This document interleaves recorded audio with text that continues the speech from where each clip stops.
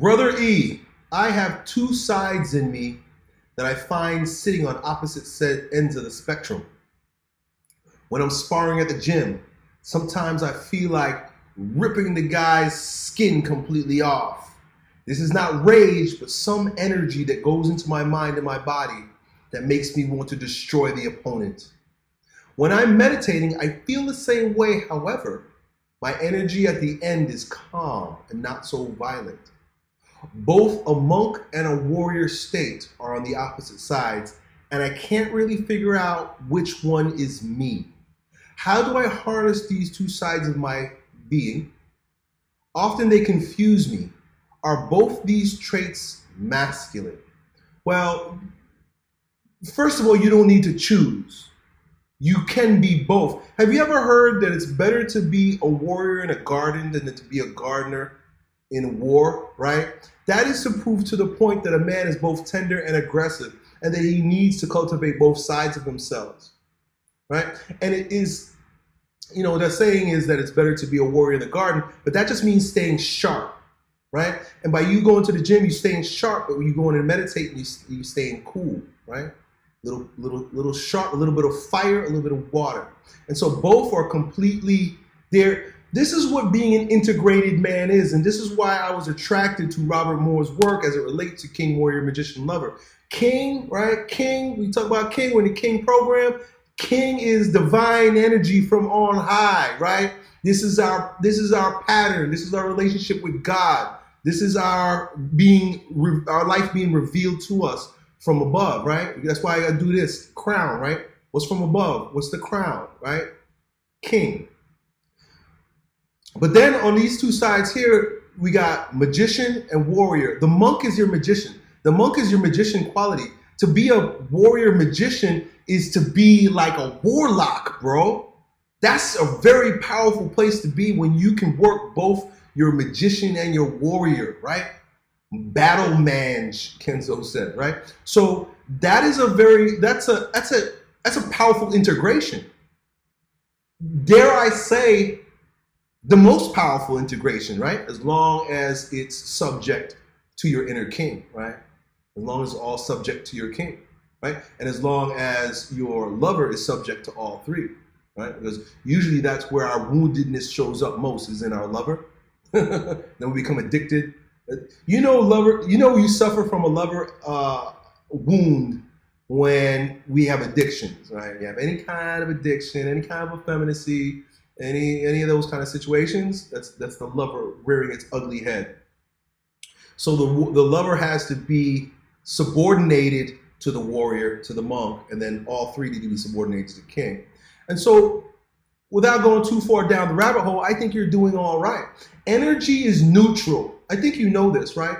Energy is neutral. Think about like water. Water is neutral, but if I put water in this container versus maybe a shot glass, the water is the same, it's just being used differently. And it's the same for you. You're using your vital resources, your vitality, your energy as a man, your strength, your man juice, right? But you're using it in two different times for two different reasons, and both are valid. There's a time and a place for each, right? So, when there's a time and a place, that means that, is it resourceful for me now in this moment to be silent, stoic, and still like a monk, right? A monk is perceptive, right? The monk is the passive side of the coin, where the warrior is the active side of the coin. The monk listens, right? The monk listens where the warrior acts. But the warrior won't know how to act if the monk ain't listening, right? Even think about, when I was younger, I used to like Kung Fu movies.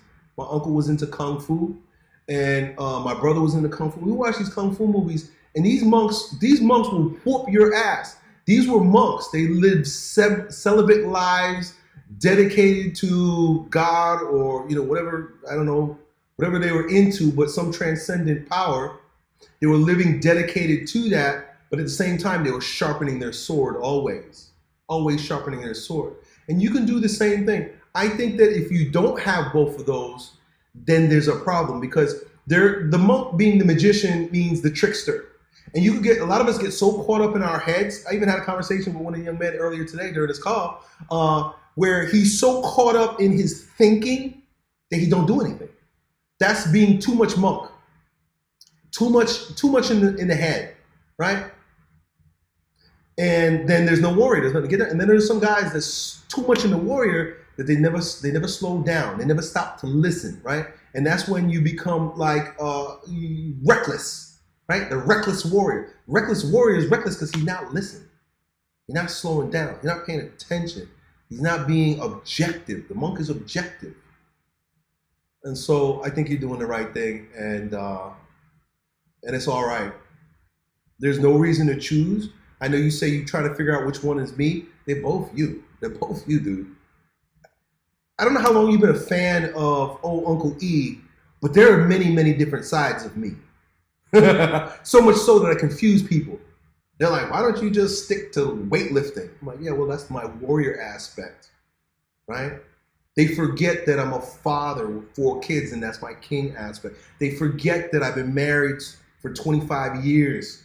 That's my lover aspect. They forget that I spend my days working with, and solving problems for young men. That's my magician, right? All of that is all me, and it's all you too. That's what this is really about. It's integration, bro. It's integration. We use what aspect needs to be used for the best result in the moment, right? There are times I just have to be straight up warrior, right? There are times that I just have to trigger people, right? And so it serves its purpose, but then later on I could put it away. Like, be a little bit more compassion, be a little bit softer here. I'm gonna listen a little bit long. Even like with these calls, right? Notice how during the early part of the day when I come on these calls with you guys, I'm very active. Because all I'm doing is I'm reading real quick and I'm just spitting. But then when we come back in the evening time, I'm usually a lot more passive because I'm listening, right? So you get monk E, monkey at 7 p.m. and then you get warrior E at 1 p.m. See what I'm saying? So it's a little different, but it's all me. And it's all you too, dude. Done. Yo, it's your bro Elliot. I hope you enjoyed that video. If you did, you ought to know that it was a clip from one of my most recent King Transformation classes with my students, where, among other things, we get together about 4 or 5 hours a week and we speak on things as it relates to becoming kings in our lives in fitness, business, and with women. If that sounds like you and you want to join a like-minded group of men who are growing stronger every day, in every way in this degenerate age, then it's real simple. Just follow me on Instagram and then DM me the word King, K-I-N-G, and then me and my team will get back to the details to see if you qualify. I really hope to see you at the next meeting. Done.